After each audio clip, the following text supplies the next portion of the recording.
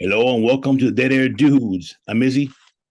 I'm Raka. Thanks for joining us, everyone. Dead or Dudes Nation. And we have a special guest today. We have Jason Douglas joining us today.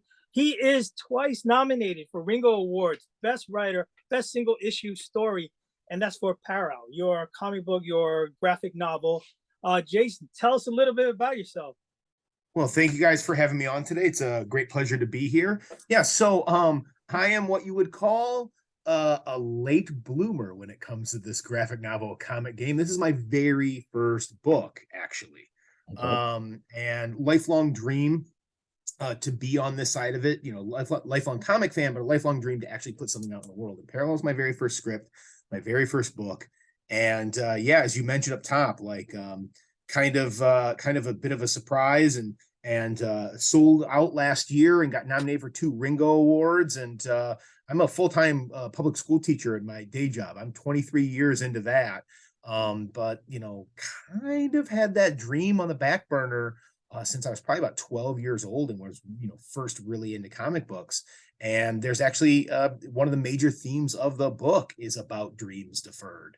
And something that I think we can all relate to on one level or another, wrapped in that very nice sci-fi wrapping paper that us comic nerds love, but definitely that existential dread. And Landon in the book is going through what he calls the quarter life crisis, and a bit closer to a midlife crisis for me, but something that we can all relate to. So teacher by day, and now comic book writer as my side hustle, and absolutely loving every single minute of it. That's awesome. So what gave you the idea for the comic for Parallel? So it's not simple because it's a conglomeration of things. It didn't happen when it could have happened. Like the idea, the raw, like the sci-fi idea of a parallel version of you from somewhere else, reaching out to you and making contact with something that an old comic book buddy of mine and I, who we went to school together, we're just kind of like chatting over a phone. This is years ago. And like that raw idea has existed for a couple of years, and that wasn't enough to motivate me to take the giant leap, the scariest part of doing something new and something different, which is starting. And that wasn't enough. The fact that I've got this simmering lifelong dream, and I'm feeling the same kind of existential dread as Atlanta does, of time passing and time slipping away from you. That wasn't enough to get me off my butt and motivate me to do it. What happened was, like I said, public school teacher, I'm still in contact with some of like my students who I had, in the earliest days, who are basically now pushing 30 themselves. And it was a conversation with one of these former students one day where she just kind of had that moment where she was like, I was 21 and I had this dream, and I closed my eyes for a minute and I made one decision for one temporary kind of, getting to the next day kind of thing. And suddenly I'm waking up and I'm pushing 30 and I'm never going to be, opening up that dance studio in Chicago now.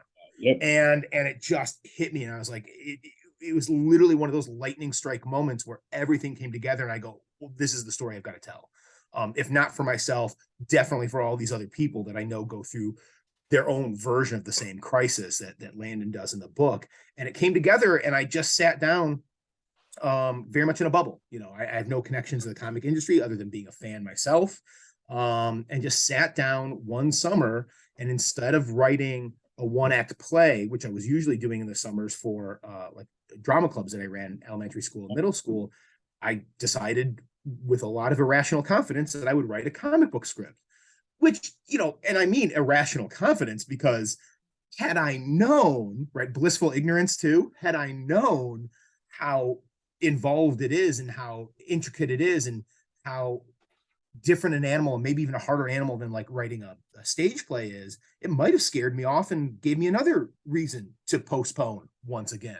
But I didn't, so I dove in and wrote the first half of it and shopped it around, and got Source Point Press to bite. And then like 18 months later, well, actually a couple of years later, here we are. My friend, let me tell you, sometimes the best way to swim is to jump in the water. Oh yeah. Oh, for sure. I like, honest to goodness, like, you don't when you know how scary something's going to be, like the unknown is terrifying. Like the unknown is the scariest thing out there. unless it's something you haven't done before and you know it's going to be bad, or you know it's going to be harder, you know it's going to be terrifying, and then it's even worse. And like I said, maybe had I known, I pushed it off again, but I didn't. So irrational confidence, dove right in and got right to the work. No, it's very brave of you. How many people, like in the book, how many people drop their dreams? Because yes, life goes on. You got to pay rent, you got to get a job, you got to get insurance, you have a family, blah blah blah. But we completely empathize with you completely. We wrote scripts, we wrote plays. I actually got around to writing a book, and then I actually did a comic book too, years and years ago. Yes, the endeavor itself sounds great. When people actually realize how much it takes to carve out time, get an editor, resource editors, resource illustrators, cover art, social media, advertising, publishing. Oh my God. One of the biggest takeaways from the entire process, from sitting down and typing the first word to like being at Baltimore Comic Con at the award show and being up on stage and like giving a speech, like, and the several years in between those two events. One of my biggest takeaways was, and not that I didn't on some level already, but a massive new appreciation every time I crack open a comic book myself. Right. And just, it's not that thing that you hear about, like the dude who works at McDonald's and can never eat there again because like you see how the sausage is made. It's not that. It's actually an appreciation for it. Yeah. That like every time, even like 22-page floppy, like I know, especially indie comics, I know the work that goes into it. And I know how many hands, front page credits to behind the scenes are involved in it, and how much love and blood and sweat and tears go into those 22 pages, much less every single panel. And it completely has changed how I read and appreciate comics. And like I said, not diminishing at all. In fact, if anything, enhancing the experience.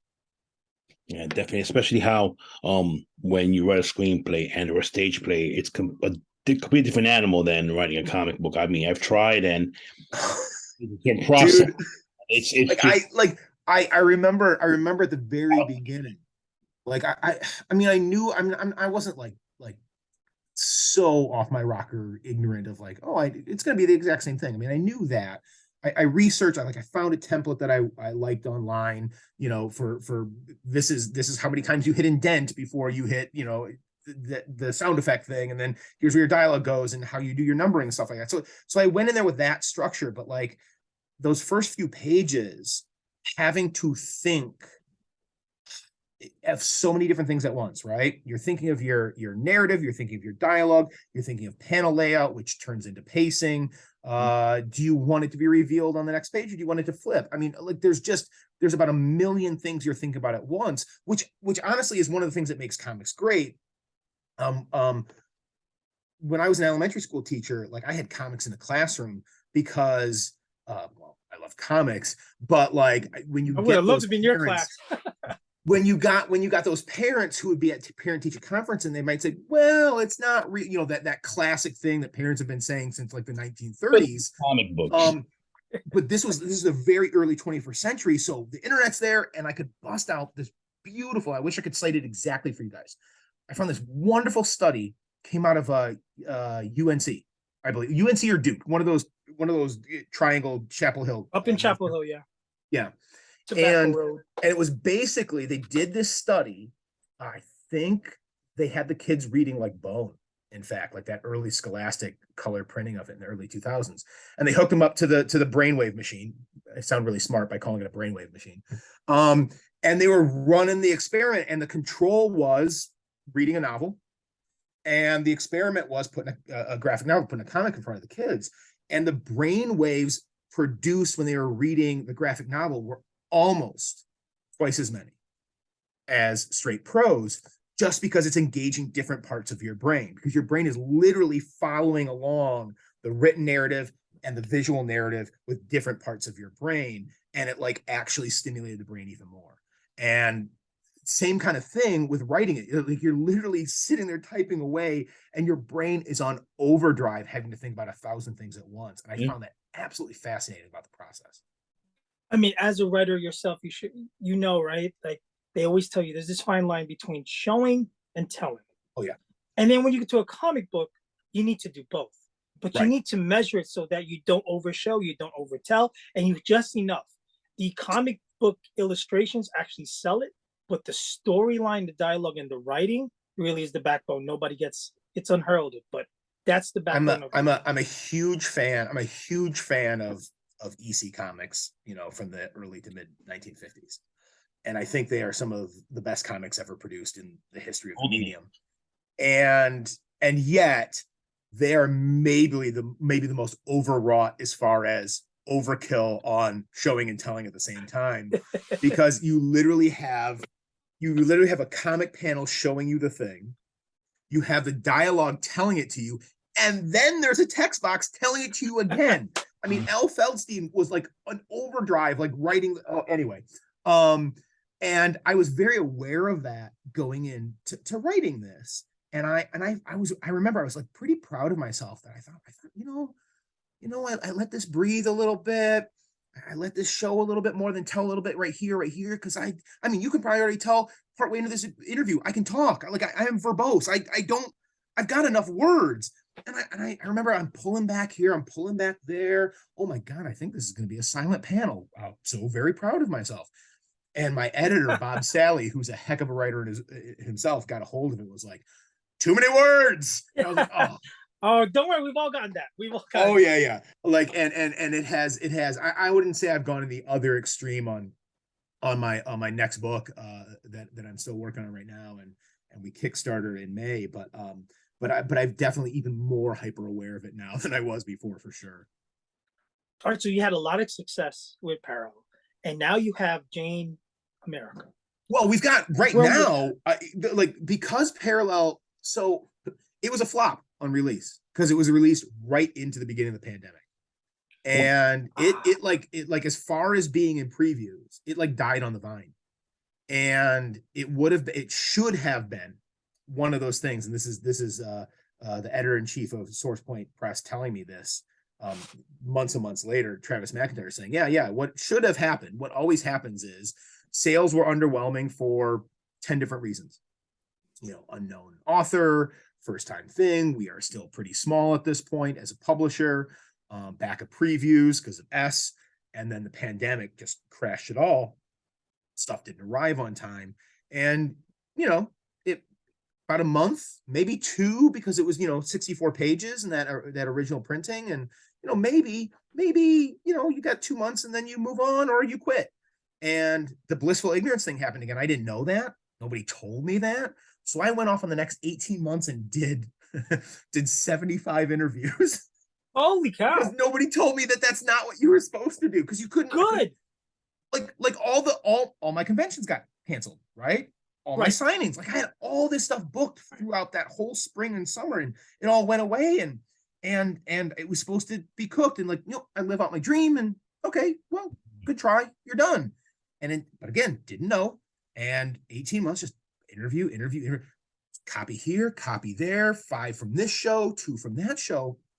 And by the time we got to the next summer, by the time we got back to cons, the 2 things kind of happened. Like, one, we're going to like Motor City Comic Con, and I'm doing a couple of these events.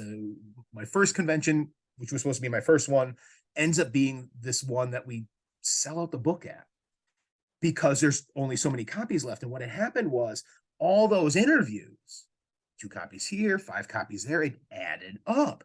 And Travis told me I did my very first panel at Baltimore before the Ringos. And we sat there, and I told my side of the story of how the book sold out and where we got from point A to point B. And he told his side, which I'd never heard before. And believe it or not, SourcePoint was calling shops and getting them to send their copies back so they could meet the online demand from all the interviews. Oh, wow. Right.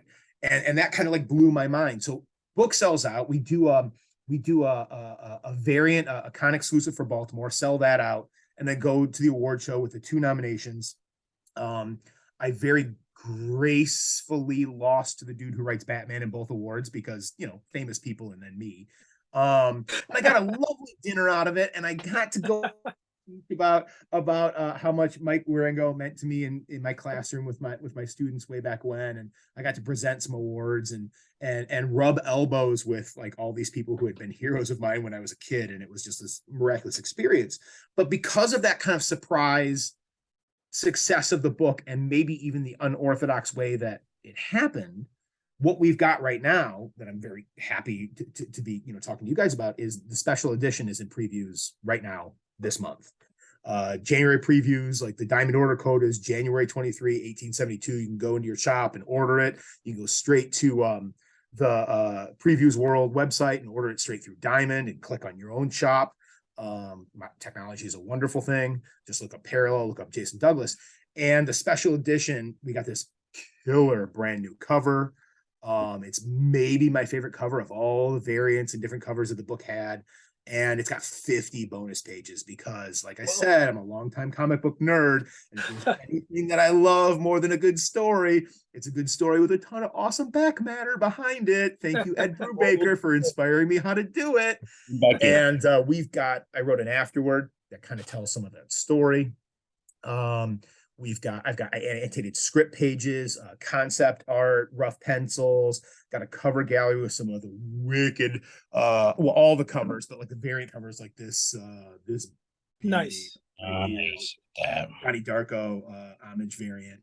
And then my very favorite part of the special edition is I wrote a brand new 10-page story in the Parallel world that I call a between the panels story. I don't know if you guys know what I'm talking about, but like one of my favorite things about Marvel Comics back in the day was that little aside by the editor where like literally a major event will happen between panels, between pages. And it's like, oh yeah, the Infinity War happened between panels 7 and 8 of issue 7 of this. And you're like, what, really? And so basically what I did was, as I went in, we wrote a 10-page story going back into some of the major characters, and there's like these gaps in between, and you find out what happened between these pages, between these panels, and it fleshes out the characters a little bit and puts even a little bit more depth and context on what they're thinking, what they're feeling when all this weird stuff is happening to them in the book. Is that with the same artist? Or? No, new artist. Josh Sobek of Source Point actually did the art on this one, so it's very recognizable, everybody. But it's kind of a different look, so it's kind of fresh and it's kind of exciting in that way too. Nice. Yeah. So you did unprecedented footwork to really door-to-door salesman kind of market, which I commend you. Listen, you got to do what you got to do. And goddamn, if anybody didn't tell you how it works, because really there's no hard and fast rule. Some things just happen. You make things happen. Yeah, but I got to say, you know what might add to it after reading it and absorbing the story? It's multi-layered, and it might gain more traction because of the pandemic, because of what people went through with reassessing life. Yeah, right. There's something that I was discovering as it went along. Early interviews went a certain way, but like you started to feel like every once in a while, like you're doing a live one and there's like the chat's running, and there's like one person in there who goes, "Oh yeah, I already heard about this." And it's like spreading a little bit, and like anybody who read it, look, it's a twisted, dark sci-fi tale that begs the question: what price would you pay for a second chance at all the dreams you thought you left behind forever? Right? That's the elevator pitch. That's the tagline. And yes, there's a parallel dimension, and yes, the stakes that Landon has to go through to get that second chance are dark and pretty intense, and physically and mentally probably not the best choice for him. But at its core, it's about that universal thing that I think everybody goes through some version of, and it's that dreams deferred. It's the time slipping away from you, and whether that manifests as existential dread or depression or whatever. I think the irony, and something I like to talk about in interviews along the way, was like, the irony is, when you go through your version of it at 29 or at 45 or whatever it is, it's a very isolating feeling. Yeah. Right? You feel very, very alone. And when you're in that headspace, like you don't even see how this could be anything besides your own personal hell that you're going through.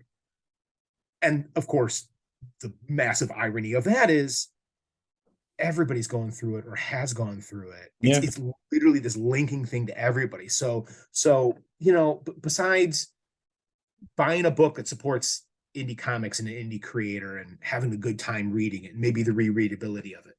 Besides that, like anytime I heard somebody go, "Oh yeah, that I know, yep, I got it." You know what? I do need to talk to somebody. It's very pro mental health, even if it doesn't work for Landon fully. It's like talk to somebody because everybody's going through it. And anytime I heard that kind of reception or that kind of feedback, that's what made it all worth it for sure. Oh, definitely. Yeah, I that's one of the things that I took out of the story is that part was really well done, and it was like some people, like in some of the stories, it would just be just like, oh yeah, he went to therapy because the coma and all this other stuff, and then kind of like, but then it was a pivotal part in the story on and how he comes out of it, and so on and so forth. Because he's like giving he's going to a deep dive, and then he's giving a nugget of what it could be, then a bigger nugget, then more and more, like you could get all of it, the entire enchilada. What are you willing to trade off? It doesn't help that the wife is what, so that she makes a decision. I always thought of it, and I was kind of thinking about this as I was writing it too. I always think about it as like a crescendo, as everything is building, and there might be some peaks and valleys, but it's constantly building. That second half is just ramps up where the stakes become more, the physical harm that he puts himself into just increases, becomes more tense. And you're right, the other Landon is offering that little nugget and then a bigger one and then a bigger one. So the temptation, there's really, you got that spot like, a little bit past halfway in the book where Landon, it feels like he's got it under control again, but then just the explosion towards the end. But it's always going to be more, and it's always heading in this trajectory. And yet at the same time, there's that ambiguity. I think especially early on as people were reading it, one of my favorite things to hear was how people interpreted the ending differently. And for a while there, I mean, we don't want to spoil stuff too much because we want people to read it, but like that last splash panel, some people saw it some way and some people saw it very differently. And for a while there, it was pretty 50-50 with a hopeful ending and a very bleak ending. And I am happy to say that like over the 18 months of those 75 interviews, by the end, it was a lot closer to 70% hopeful and 30% bleak and just hopeless. But I think one of my favorite things about reading comics myself, and what my favorite writers do and my favorite creators do, is give you the readability factor, right? The bang for your buck. Yeah. And that was something I was very conscious of with writing this. Like I wanted it to be something where you were tempted to read it again once you got to the end. And something that I'm very, very proud to say, and I'm going to say that a lot of this has to do with Adam Ferris and his art on it, not just the script, is if you read it again, there's a decent chance that you read it completely different than the first time. There's a lot of clues in there where, first time through, you think, oh, this is really, on this page, you are sure that this is happening to him. On this page, you are sure it is all in his head. There's a real decent chance that on your second read through, you will flip your opinion about both of those things and just see it completely differently. And I like that. I like bang for your buck in comics. I like rereadability. And it was something that I got some pretty positive feedback about, but something I always hope that this would be for people who did pick it up. And that's the thing with indie comics, you get the opportunity to tell these different stories. I mean, we all love Marvel and DC and Image and all the big boys, but a story like this probably I'd say definitely wouldn't be told in one of the big three or the big four. I mean, Marvel and DC and the bigger companies have Marvel and DC have 80 plus years of infrastructure that allow an easier road, maybe once you're there from idea to production in people's hands. But that 80-90 years also comes with 80-90 years of editorial mandate about you need to sell the next month's issue. And complete stories are not impossible to tell, but harder to tell. And there are certain restrictions on things. Whereas indie comics, there's literally no limit. It's much closer to what Europe has done with comics over like the last 50, 60 years, Yeah. where it's not necessarily superheroes, though it can be. It's anything and everything, and any story can be told. And then you get to tap into what I think is great about comics, because it does the things that prose can do, and it does a bunch of things that film can do. And because it's a mix of the two, it does a bunch of stuff that neither of the other two can do. So in a lot of ways, it's like this brilliant storytelling medium that isn't taken advantage of, I think, as much as it can be, especially with the bigger companies. Yeah, no, definitely.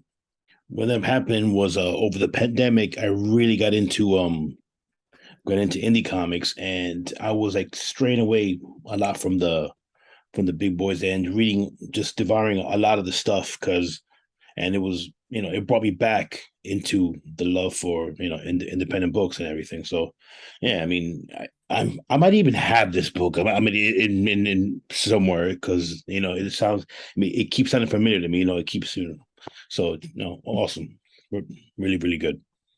Cool.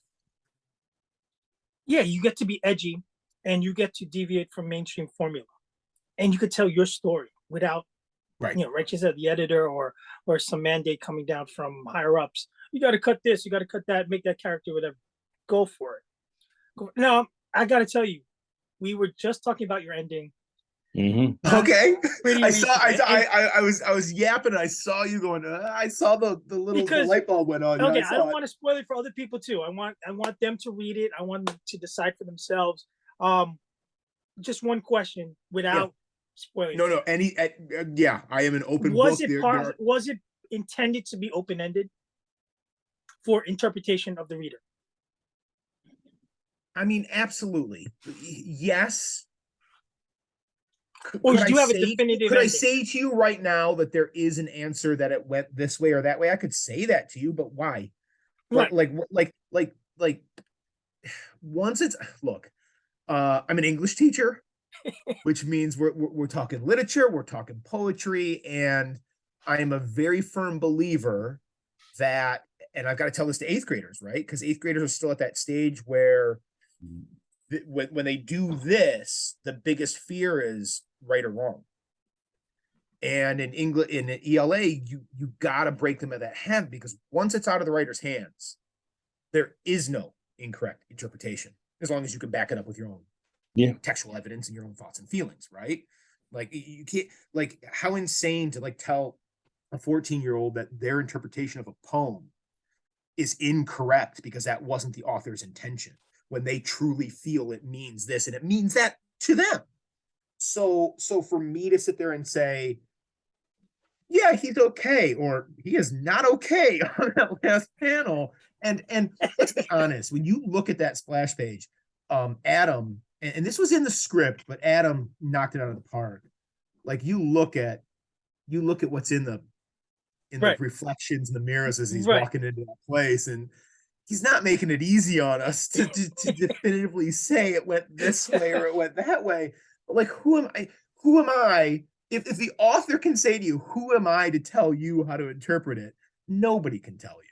So how you feel about it. And then, like I said before, I like bang for your buck. You go buy my book, go back and read it again. You get, twice for the thing, and you're going to probably feel differently about it, or at least a little bit.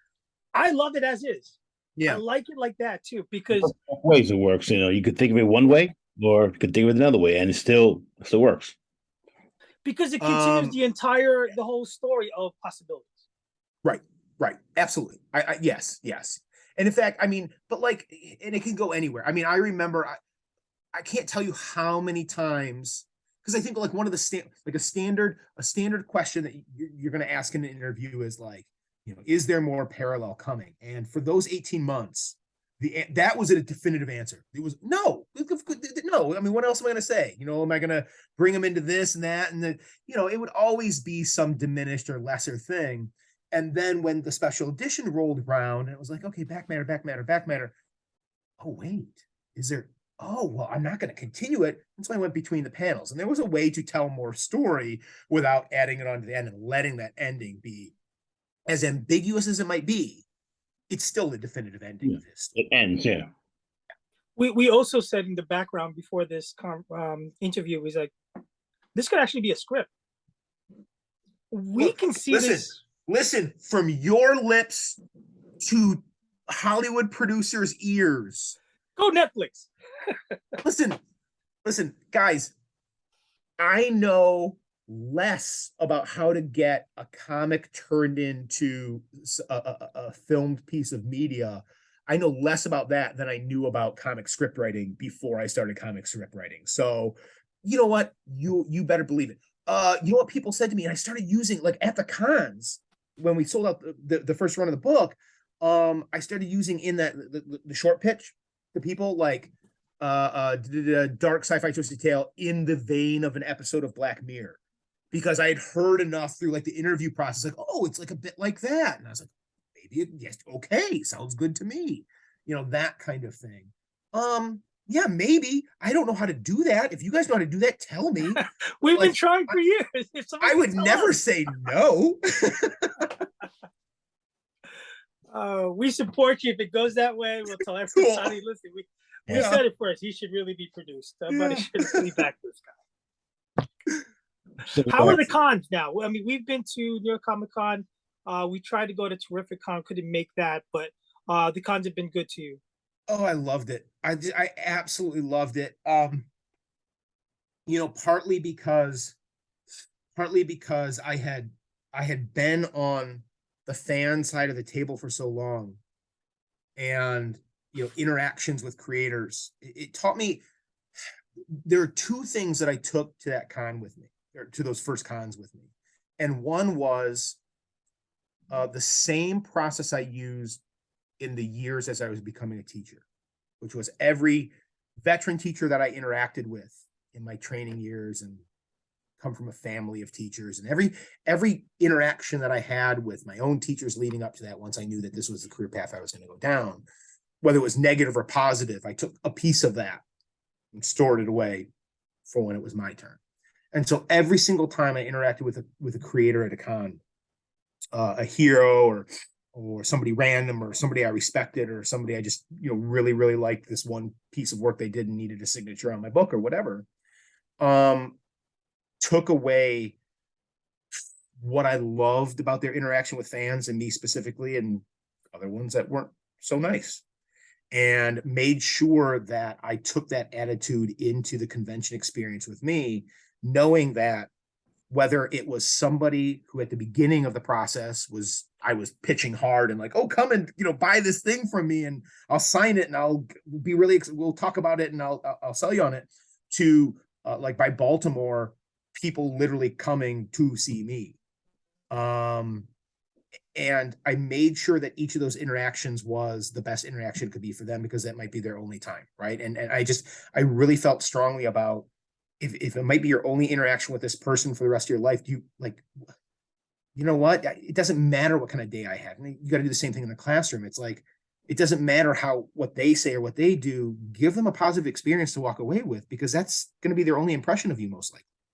And like, you really want them walking away and like feeling negative about, like, because you're a jerk. It doesn't matter that you're having a bad day. Don't be a jerk to other people. So I took that in there. And then I think, honestly, if I'm being honest with you guys, the classroom and the skills you've got to use to like right now I'm a middle school teacher, and like convincing 180 teenagers every day that grammar isn't boring, right? Like, there's a song and dance that I got to do every day. And taking that skill to that side of the table and being able to listen to somebody and interact and like pitch and perform. And, I did some plays when I was younger, and all those skills really, really translated. And look, I'm not going to be a teacher for 23 years if I don't love interacting with other people, right? And so the cons, because it combined this passion of mine, this thing that I was proud of, this thing that I, for the success of itself, I needed to push out there, and all those things that I like to do. Oh my God. It was like, I loved it. It would be, was I exhausted after 3 days? Did my back hurt because I'm old and you're standing on a cement floor? Yes. Yes. But I wouldn't trade it for the world. I loved it. Sunday night, I'm like, I think I'm going to die, but it feels good.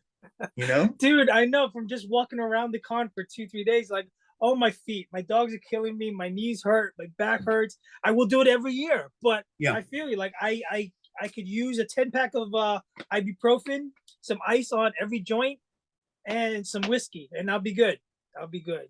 Yeah. I have to touch upon this. I hope you don't mind. So I did see your Instagram page and everything, Mhm. and I wish you well. How are you doing? I hope all is well. Yeah. So, right. Look, life is ups and downs, right? And even during the process of making this book and selling this book the first time around, it was ups and downs. It was, oh my God, here comes the first pages of art, big high, right? Here comes this point, or this is Right. taking really long, or I've got to make these changes, and that bums me out because I'm not used to being told by an editor that, I got to kill my darlings, and there's a low, and here's this next high when I see Justin Birch doing the letters, but life goes up and down too, and like in the ups and downs of this, my wife lost both of her parents. I had then Baltimore happens, and this is the big one. Fly out there, and I'm at the award show, and then like a month later, my dad dies, and it's just life is doing that thing,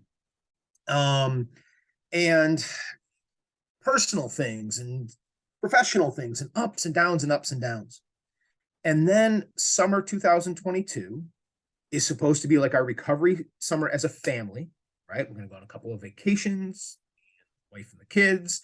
A lot of the bad stuff is behind us. We've got some time to grieve. We're moving on. I'm putting together the 32-page one shot that's going to become Jane American and the Kickstarter that's scheduled for August. Get back from our last trip. Kickstarter is about 2 weeks away. I go in for a very routine colonoscopy at 45 instead of 50 because it's the newly recommended age. So very random, the year I turned 45, and they find this big old tumor that's trying to kill me in my colon. So instead of a Kickstarter in my next comic project, we are talking about surgery, and we are talking about getting in a clinical trial with experimental chemo and the recovery, and then going back to work to teach, and a very different roller coaster than I was expecting. I was terrified of the Kickstarter. I still am. It's that same, I don't know how this works, because like my trip to parallel version 1 was very different, and parallel version 2 is mostly existing stuff and creating some new pieces. And it was like, oh, I know how to do this. I don't know how to do the crowdfunding thing. So I was terrified of that. Instead, you go through a very life-threatening, terrifying thing. But I'm working really hard, and I back to work. I got out of the hospital, went back to work like 4 weeks before I was supposed to, because Wow. needed to get my hooks. Because I didn't start the year with the kids, and Right. that was like, I was like, you know what? I would rather be uncomfortable than like let all this time slip by me and not, I need my hooks in them. And Yeah. so I, working really hard. Things are looking pretty good. There's like minor post-surgery complications. I got to see a urologist every week, but it's like literally small potatoes. Not even stuff I've really been posting about, because you know what? There isn't a big ball of death trying to kill me from the inside right now. And that's the good thing. And that's like that boulder, theoretically we're past. And I get to focus back on parallel special edition and previews this month, and Jane American Kickstarter in May. It's great news. Listen, full disclosure, my day job that pays the bills is I work in pathology. Oh, So that's my entire day, basically, is to process specimens. And I got to tell you, there's no absolute cure for all types of cancers, but early detection, for anybody who's listening, early detection is the best possible way to do this. And you're correct. My doctor told me the same thing. And I'm older than you, but 45 has been they lowered it just this year to 45 for screening. For just, if you have no symptoms, whatever. Right. I had no symptoms. Like, and you look, when they look at it, because like my blood work was clean the August before, meaning that sucker grew in that year. And it was already through, like when they took it out and pathology showed that it had eaten through 3 of the 4 walls of the colon and was about to bust through and cause havoc in the open, kind of thing. And we did the two doctor thing. We did the second opinion just for timelines and stuff like that. Everybody should do too. there was no doubt of what it was, but it was still, you go to the second one because, oh, this is offering this. And we ended up going with the hospital and the doctors that we were on our back burner to begin with, because we're at this very respected hospital here in Michigan. The doctor basically said, and I think you'll appreciate this with your day job, kind of said two things out of the opposite sides of his mouth within the same breath. And he said, it is really concerning that the tumor is the size that it is, CT scan shows, and in the short amount of time where it clearly grew, but we don't think about cancer in days and weeks. We think about it in months and years. And I was like, yeah, but it kind of contradicts itself. And the big difference was this hospital was going to put me on the knife like 3 weeks later, and our first hospital was going to put me 5 days later. And we went with that one. And when the pathology came back and it was like about to bust through that fourth wall, and once it's out in the open, it's stage 4 automatically, and it's a very different ball game. Like, it's just one of those things where if I hadn't gone in at 45, it wasn't even like one of those things where you go, oh, you wouldn't have made it to 50. I don't think I would have made it to 46, which is a week from now. You know what I mean? Absolutely correct. I wouldn't know why would anyone even say that. They would just say, listen, from the biopsy, it's X, Y, or Z. It's pretty straightforward. If it's benign, it's not. There could be borderline cases, but from a biopsy, if they pull it out and it says such, you proceed as immediately. I never got to learn who did my pathology, did my work. Like, I didn't get to meet you here in Michigan, but your equivalent here in Michigan was my hero the day it came back. And they're like, yep, clean margins on the colon and 27 lymph nodes we pulled out, and all of them clean. That was like, good job. Whoever your guy was up here, I was like, that is my favorite person in the world. Thank you very much for the results. Yeah, I'm not going to get too deep into it, but margins, you said the fourth wall, that's the serosa surface, the outer surface of the colon. And then the lymph nodes, obviously, that stages invasion. But 27, I mean, you always want to get a minimum of 15. You go past and you get whoever did a great job, 27. And if there's none there, you're good. Well, I mean, and then we're probably boring the crap out of so many people listening right now, but you and I are in this right now. So I entered this clinical trial that tested my ctDNA to see the blood work, to see if there's ctDNA floating around there, to put me in that 10% of the, my results, 90%, you're fine. 10% it comes back and, metastasize somewhere else, and got into that clinical trial, and they tested the blood, and I was clear of the ctDNA as well. Had I not been, I would have been going on experimental chemo, which was kind of what the trial was about, to see if they can kill it at the DNA level. So, I mean, if that trial goes the way they hope it does, you're talking about changing medicine, because now you're testing healthy 25-year-olds and saying, you're doing chemo next month. And like, do I have cancer? Like, no, but you will within 5 years, and like everything changes. So, Yes. There's a trend towards a genetic level of things. Anyway, comic books, guys, comic books. Yes. Hey, audience, listen, comic books. But the big picture is, through everything that you've been through, you have persevered. Again, kudos to you. And you keep on trucking. Listen, everything got delayed a little bit, but that's fine. So you're saying you have the special edition coming out right now, and then you have Jane America scheduled for May, you said? Or May. We're going to do our Kickstarter in May, and I am terrified, and I need everybody's support. So listen, let us know again beforehand. We will run ads. We'll do this again. This was way too much fun. Yeah. But like, look, one last pitch for indie comics in general. Like, we've all established, the three of us here have established, that we are not in the market of bashing the big two. No. Right? Grew up with them, love them, still read them to this day. But that is beautiful. But the reality is, when you support indie creators, when you support indie comics, you are literally putting food on the table. You are literally putting clothes on backs. You are literally keeping what is usually a family together, a family of creators, a family of business people, putting together a very small profit margin business that is there less for those profit margins and more for that ability, that need to tell a story. And here's a great place to do it, right? That 80 years of infrastructure is not there to support us. So like, every time Like if you go and you order this book, you order the special edition with all the, you know, the 50 bonus pages, and you go into previews and you go to the website, or you do it in your you know, local comic shop right now, it's like it's like your dollar goes even further. Yeah. And then obviously, like you see a Kickstarter, you see a crowdfunding thing of somebody that looks interesting for you, help it, because that's the way comics are made in the 21st century, right? Yeah. I mean, that's how indie comics get made. Without that push, it's just Absolutely. Thank God for all these vehicles that we have now that we didn't have years ago to help make the dreams happen. And for all you those listening out there, for indie creators, yes, if you didn't see a dime out of it, we would still make it. But Yeah. dimes help. Right. We'll take care of Yeah. that. Yes. I mean, teachers don't make a lot of money to begin with, but my teacher paycheck is still astronomically harder than the very few dimes I made from Parallel and plan to make from this. I'm doing it because it's a story I think that I really wanted to tell, and it is really worth being out there and hope people enjoy. So yeah, it's in previews this month, and the Diamond Order code is January 23, 1872, which is, I'm sure, an important year that I don't know how to tie it to. The old one was 1983, and I did like a Return of the Jedi connection to it, but 1872, I'll have to research it and figure out what that connects to. And then come and hit me up on, here's my pitch to the listeners. Will you come and follow me on Instagram? It is my only social media, because I'm a teacher. You can't, you Right. because that's how teachers get fired.